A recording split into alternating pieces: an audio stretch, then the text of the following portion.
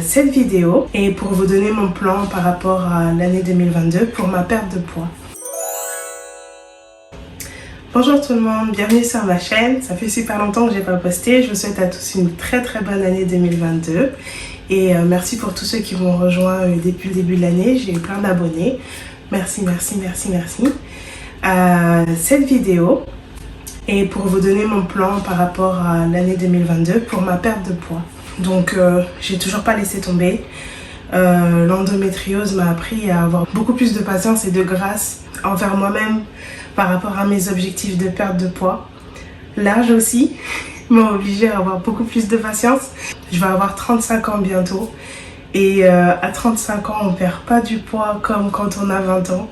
Tous les trucs que je faisais avant, ça fonctionne plus du tout. Et donc cette année j'ai envie de faire les choses différemment. Donc dans ce temps où tout le monde a des résolutions, plus que des résolutions, ce que j'ai envie de mettre en place, ce sont de bonnes habitudes.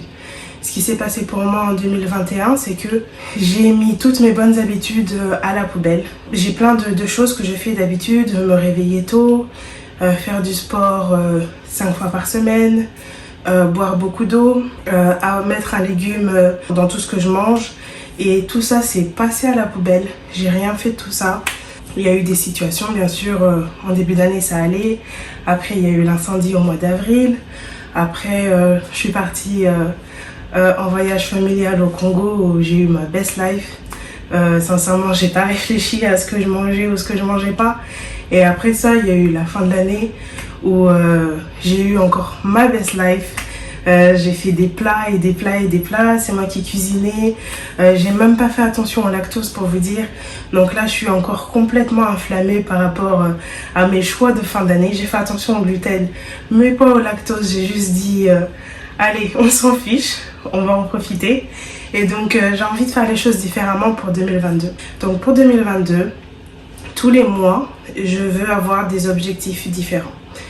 Alors, on dit souvent qu'une habitude prend 21 jours pour se mettre en place. J'ai cherché sur internet d'où ça venait et en fait c'est pas vrai. C'est quelque chose que quelqu'un un jour a dit sur internet et en fait c'est pas vrai. Une habitude met en moyenne 66 jours à se mettre en place. Je sais que pour mon cas, il me faut environ un mois, 28 jours à un mois pour que je prenne une nouvelle habitude. Donc ce qui est bien, c'est que ça fait pratiquement un mois. Donc chaque mois pour 2022, j'ai envie de mettre une nouvelle habitude en place. Me concentrer sur quelque chose de nouveau qui va m'aider à avoir plus d'énergie, qui va m'aider à perdre du poids et qui va m'aider tout simplement à atteindre les objectifs que je me suis fixés depuis déjà plusieurs années, mais auxquels je n'arrive pas à me tenir. Donc au lieu de tout commencer d'un seul coup cette année, donc aller à la salle de sport, commencer une réduction des calories, faire vous savez 20 000 trucs en même temps et tout commencer le 1er janvier et après on se tient à rien du tout. J'ai envie d'installer des habitudes au fur et à mesure dans ma vie pendant 12 mois et me tenir à ces habitudes. En anglais on dit c'est des compounded habits, donc c'est des habitudes qu'on rajoute, qu'on empile en fait au-dessus des autres au fur et à mesure. Donc par exemple, celles que j'aurais mises en place au mois de janvier, je les garde, mais je rajoute des nouvelles habitudes en février. Et donc à la fin de l'année, j'aurai tout un tas de choses que je fais différemment, comme, j'en sais rien moi, lire plus souvent des livres, aller à la salle de sport régulièrement, boire plus d'eau, des choses comme ça. Mais sauf que ce sera devenu une habitude, juste quelque chose que je fais parce que j'ai l'habitude de le faire et pas quelque chose que je fais parce que je me force à le faire et parce que je m'y tiens pas et il faut que je retourne dedans et blablabla. Donc c'est un peu l'idée pour 2022. Par rapport à ça, je vais vous poster un petit peu avant la fin du mois une vidéo à chaque fois pour vous donner les prochaines habitudes que j'ai envie de mettre en place. Et puis on regardera les résultats mois après mois ensemble pour voir si je m'y tiens ou si je m'y tiens pas. Et mais je pense que je vais m'y tenir. Et malgré les douleurs de l'endométriose, malgré le Covid, Omicron, Delta et peu importe les variants, peu importe ce qui va se passer en fait, il faut que je continue à me tenir à tout ça. Et donc c'est pour ça que j'ai envie de commencer en douceur pour être sûre que c'est quelque chose qui s'installe et que ce soit des choses qui restent. Donc voilà l'idée. Sans plus attendre, je vais vous dire ce que j'ai prévu pour le mois de janvier. J'ai déjà commencé. Je filme cette vidéo le 10 janvier. J'ai commencé, je crois, le 6 ou le 7. Je crois mercredi de la semaine d'avant. Donc quelque chose comme ça. Et c'est super dur. Mais c'est super dur. Et pourtant, je n'ai pas mis des gros objectifs, mais c'est super difficile. Alors, pour le mois de janvier, j'ai décidé de me concentrer donc sur la nutrition en particulier. On dit souvent, c'est aussi une des choses qu'on dit, j'ai vérifié, c'est plus ou moins vrai, ça varie. Donc on dit que la perte de poids, c'est à 80% la nutrition et 20% le sport, l'activité physique. Il y en a qui disent que c'est 90% la nutrition, 10% l'activité physique. Je ne sais pas lequel prendre, mais en tout cas, la nutrition est beaucoup plus importante que l'activité physique pour perdre du poids. Donc du coup, ça va être mon objectif numéro 1. En termes de nutrition, là tout de suite, ça a été une grosse galère pour moi parce que j'ai mangé énormément de sucre en fait. J'ai mangé énormément de tout, du gras, du sucré. Pendant les fêtes, j'en ai juste vraiment profité. Donc là, c'est super dur pour moi de m'y remettre. Donc ce que je fais en général, quand je veux me remettre à flot et reprendre de bonnes habitudes, c'est que j'essaie de diminuer au fur et à mesure les choses qui sont pas bonnes pour moi. Donc par exemple le gras, et trop de gras c'est pas bon. Ça veut pas dire que je mange plus du tout de gras, mais je fais attention à la quantité. Et aussi le sucre. Le sucre ça peut causer des addictions autant que certaines drogues dures. Donc il faut juste vraiment faire attention à la quantité. Le sucre blanc, tout ça, j'évite en fait de continuer à faire des gâteaux et tous ces trucs-là. Et j'essaye de faire des recettes sans rajouter de sucre, par exemple. Donc je vais me faire des compotes. Dans mes compotes, je rajoute pas de sucre, je rajoute jamais de sucre. J'ai pris l'habitude au fur et à mesure aussi, au fur et à mesure des années, de pas mettre de sucre dans mon thé ou dans mon café. Donc tous les endroits où je peux éviter de rajouter du sucre, j'en ai pas. Les habitudes que je prends en général quand je veux recommencer, c'est boire du vinaigre de cidre de pomme avec la mer. Donc je pense que vous avez déjà vu ça plusieurs fois. C'est comme ça. Il y a plein de marques différentes. Moi j'achète celle-là parce que elle a un bon prix sur Amazon. Et elle est très bien, ça fonctionne très très bien. C'est du vinaigre de cidre de pomme avec la mer, non pasteurisé. Et donc ça aide notamment, je trouve, à réguler la faim au fur et à mesure de la journée. Et je trouve aussi que quand je prends ça, je perds du poids beaucoup plus facilement quand je le prends dès le matin. Donc je le prends toujours avec du citron. On peut presser un citron ou moi je prends du citron comme ça parce que le matin j'ai la flemme. Déjà quand je me réveille, j'ai pas envie de boire ça. Donc j'essaie de le rendre le plus facile possible. Donc je prends ça plus ça avec une toute petite touche de miel. Pas beaucoup de miel, je vais vous expliquer pourquoi par la suite. Je trouve que ça marche bien pour moi. Une autre chose que je vais mettre en place au mois de janvier, c'est le jeûne intermittent. C'est quelque chose qui marche du tonnerre pour moi, le jeûne intermittent. Donc en général, je fais 16-8. Donc je ne mange pas pendant 16 heures et je mange pendant 8 heures. Donc ma fenêtre en général, c'est je mange entre 10h et 18h. Et après 18h, je ne mange pas jusqu'à 10h le lendemain. Et ça fonctionne très bien pour moi. Pourquoi ? Parce que du coup, quand on a moins de temps pour manger dans la journée, on mange moins de calories. Et donc moi, c'est quelque chose qui a vraiment fonctionné pour moi. Par exemple, j'ai remarqué que pendant les fêtes, j'avais pas d'heure, du coup je faisais pas du tout le jeûne intermittent. Mais c'était du n'importe quoi. Genre je me réveillais à 8h, j'allais prendre un café avec des chocolats et une part de gâteau de la veille. Juste comme ça. Sans raison, c'est pas un repas. C'est juste je me suis réveillée, il y a à manger, je mange. Et je mangeais comme ça tout au long de la journée, sans compter des calories, sans faire attention à quoi que ce soit. Et surtout, vu que j'avais pas d'heure de faim, si par exemple j'avais mangé à 18h et que je continuais à traîner jusqu'à 23h, minuit, 1h du matin, ben 23h j'ai faim et je me refaisais un plat en fait. Je mangeais un plat. Donc en termes de calories, je pense que j'ai dû tourner à 2500-3000 tranquillement facilement sur le mois de décembre.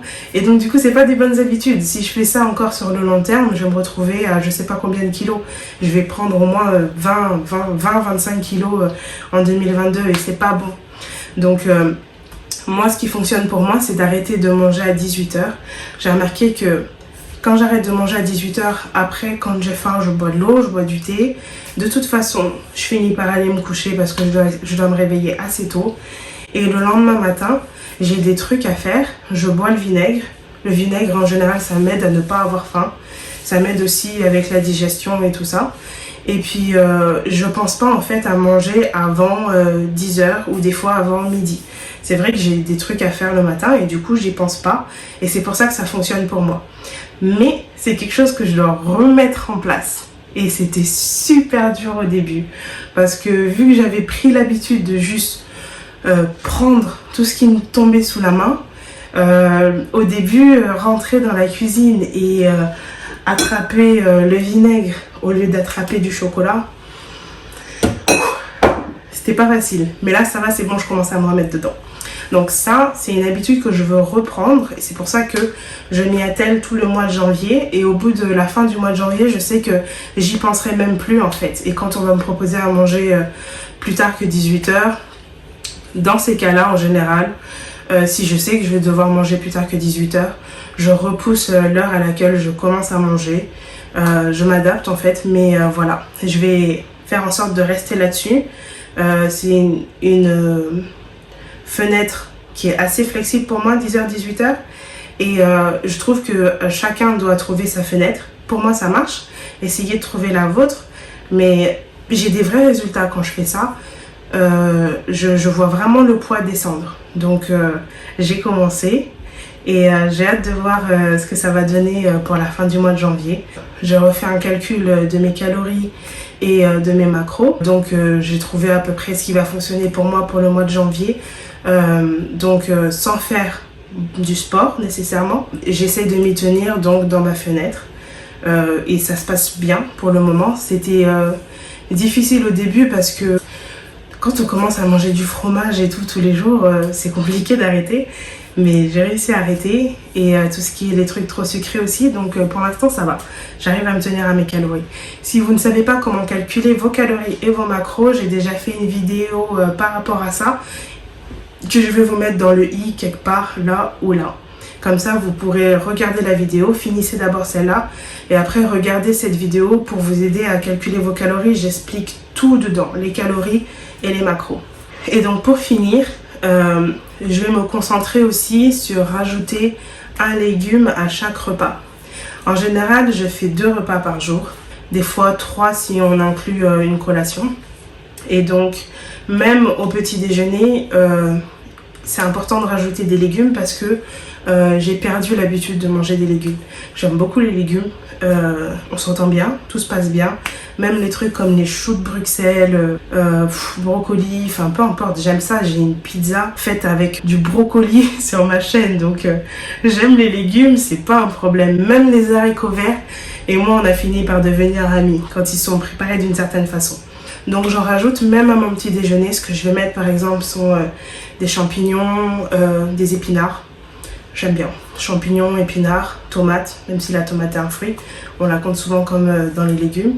Donc je mets ça en général dans mon petit déjeuner. Donc ça fait un petit peu des petits déjeuners à l'anglaise. Les English breakfast, j'aime beaucoup. J'ai toujours aimé les English breakfast. Donc en général, je fais quelque chose comme ça. Et après, pour le soir, de la salade, de la soupe. Je sais qu'il y a beaucoup qui n'aiment pas manger la salade quand il fait froid, mais j'aime toujours autant la salade, même quand il fait froid. Pour l'instant, je fais comme ça. Et pour l'instant, ça me permet d'atteindre mes objectifs et je m'y tiens. Donc c'est ça pour le côté nutrition. Et donc ce sont ces habitudes-là que je vais essayer de mettre en place pour tout le mois de janvier jusqu'à la fin. Et après, je vais les garder et je vais rajouter 1 ou 2 autres habitudes au mois de février. À ça, je rajoute aussi de l'activité. Pour ceux qui ont déjà vu plusieurs autres de mes vidéos, j'ai toujours été super sportive. C'est difficile pour moi aujourd'hui d'être à ce poids parce qu'il y a plein de choses que je peux pas faire de la même façon.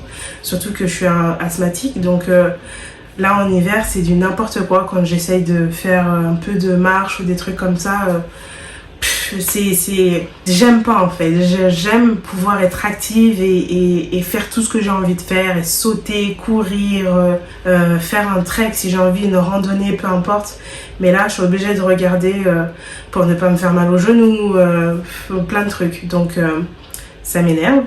Et donc un truc que je veux faire par-dessus tout en 2022, c'est reprendre une activité sportive. Donc depuis le Covid, il faut savoir que j'ai pas été régulière dans le sport. En 2020, j'ai arrêté d'aller à la salle de sport. En 2022, j'y suis pas allée du tout. Et donc je faisais du sport dehors en 2020. Avec mon mari, on allait faire du basket, on allait marcher. En 2021, avec l'incendie et du coup j'étais pas à la maison, sincèrement j'ai fait très peu de sport. J'ai été très sédentaire et je le ressens de partout dans mon corps. J'ai l'impression d'avoir pris 10 ans physiquement, tellement ça devient difficile pour moi de faire des choses qui sont super faciles, comme monter les escaliers, marcher, courir pour aller attraper le bus. C'est juste devenu super difficile parce que j'ai pratiquement rien fait comme activité sportive en 2021 et je veux remédier à ça.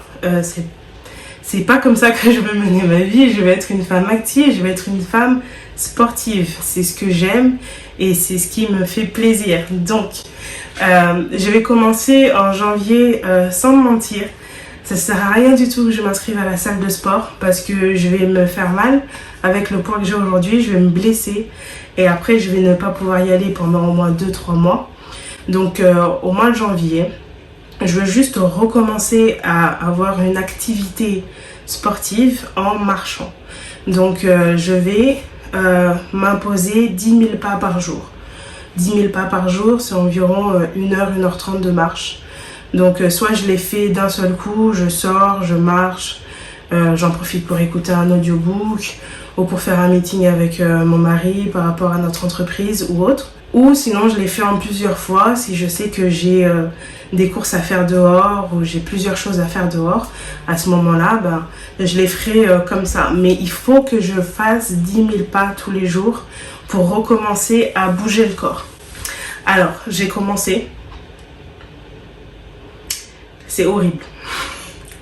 C'est là où je vois que c'est vraiment pas bon en fait, la sédentarité, c'est vraiment mauvais. Les effets que ça a sur le corps, c'est que juste marcher, j'ai l'impression d'être en train de faire du cardio, mais à fond, et d'être au top du cardio. Je sais même pas à combien bat mon cœur quand je marche parce que j'ai jamais regardé. Mais c'est un vrai effort. Et pourtant, c'est que 10 000 pas. C'est quelque chose que je faisais tout le temps. En 2019, 2020, quand j'étais encore active, c'est quelque chose que je faisais mais tout le temps, 2 000 pas. Et 10 000 pas. Mais là, c'est devenu fou. C'est difficile. Genre, j'ai même des courbatures. J'ai même des courbatures à la fin de la journée parce que j'ai marché, j'ai fait 10 000 pas. Donc, je vais commencer par ça. Et je vais m'habituer à ça. Je vais faire en sorte que ce soit plus un problème pour moi. Il faut que mon poids baisse un peu. Après ça, je vais en profiter du mois de janvier pour m'inscrire à la salle de sport pour éventuellement commencer à y aller en février. Là, tout de suite, il y a plein de prix. Pour tous les résolutionnistes, on enlève les frais de dossier, 1 mois gratuit, 2 mois gratuits. Donc il faut que je profite de cette offre parce que je vois pas pourquoi je paierais plein pot juste 2 jours après si je commence en février. Donc je vais m'inscrire d'ici la fin du mois. Je vais trouver une salle de sport à laquelle je suis sûre d'aller, qui soit assez proche. Je vais poster une vidéo par mois où je vous donne mon poids et je vous montre ce à quoi je ressemble. Donc là, je vais vous montrer à quoi je ressemble pour l'instant et mon poids.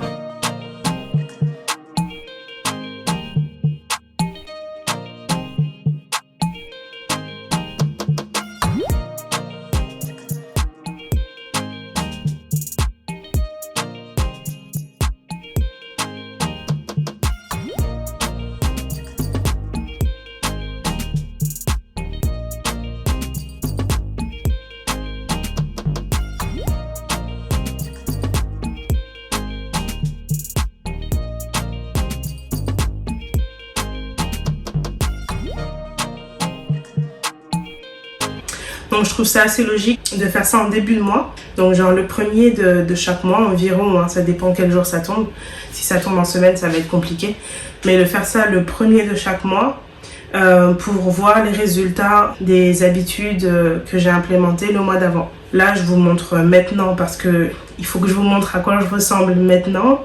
J'aurais pas fait le 1er janvier parce que le 1er janvier, j'étais trop occupée dans des plats somptueux et délicieux.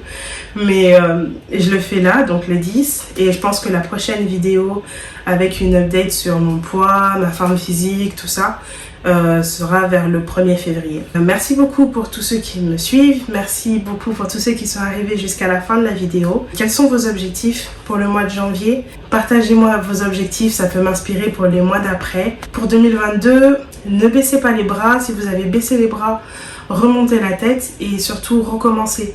Ça sert à rien de tout vouloir faire en même temps, mais recommencer au fur et à mesure. Peut-être que pour certaines personnes, ça va être de couper le jus ou d'arrêter de mettre du sucre dans le café ou dans le thé ou d'arrêter le petit gâteau ou le petit chocolat de 10h ou de 15h. Bref, quels que soient vos objectifs, commencez quelque part. Si vous ne l'avez pas fait et si vous avez une envie de perdre de poids, une envie de vous sentir mieux, je vous encourage vraiment à faire une petite liste.